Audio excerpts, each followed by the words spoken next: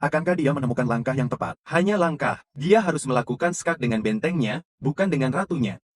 Jika dia menyentuh ratunya, dia kalah. Astaga. Ya ampun. Momen yang luar biasa. Dia tinggal 10 detik. Bergerak. Dia perlu melakukan skak dengan bentengnya. Hanya langkah. 5 detik. Oh, dia melakukan skak dengan ratu. Itu salah. Ya ampun. Dan palangnya melesat.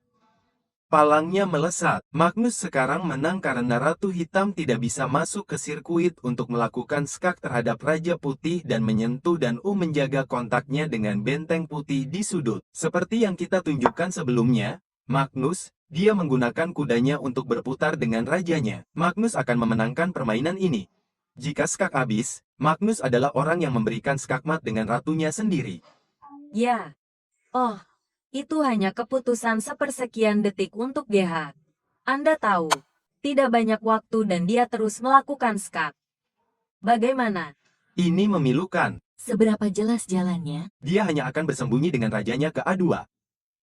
Dan ada benteng G2 yang melakukan skak di akhir. Itu masih tidak mudah. Magnus harus berjalan di atas tali sendiri di sini untuk menang. Raja B2 adalah satu-satunya langkah yang menang.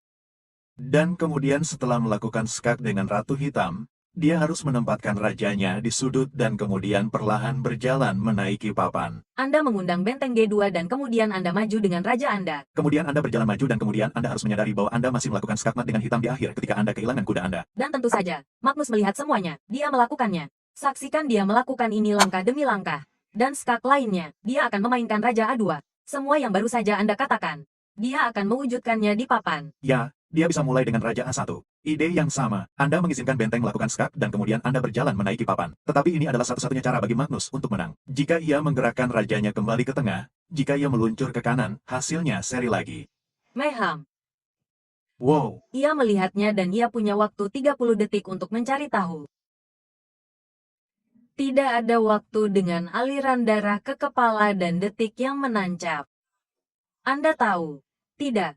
Ia akan menemukan Yangka ini. Raja A2 memahami bahwa benteng mengambil kuda tidaklah mungkin. Ia meraih raja dan sepertinya ia akan bergeser ke kiri.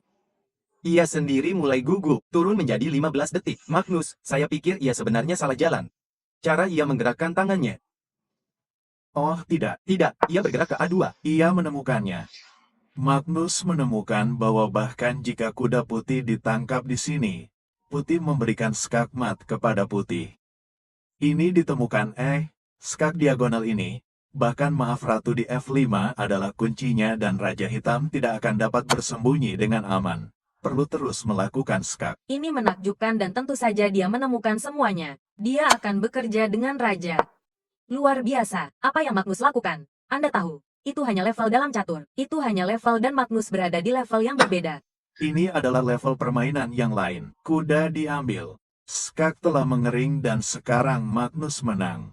Jika dia menemukan skak yang tepat sendiri, giliran hitam selesai. Semua skak hilang. Sekarang giliran putih untuk melakukan skak. Bukan. Dan pertanyaannya adalah di mana melakukan skak karena Anda tahu benteng hitam adalah pembela. Benteng dapat memblokir skak diagonal apapun. Ini masih sangat rumit. Ini bukan lagi skak karena benteng hitam belum meninggalkan jalur G. Benteng bergerak dalam variasi lain. Dia benar-benar perlu melakukan skak. Itu dia, tertinggal, luar. Biasa. Lihatlah ketepatannya. Dia hanya menemukan langkah terbaik, dan dia membuat yang terakhir dengan 2 detik tersisa. Magnus 5 detik. Apakah dia baru saja menemukan cara untuk melakukan skakmat sekarang? Apakah dia sudah menemukan semua ini? Dia menemukan semua langkah terbaik.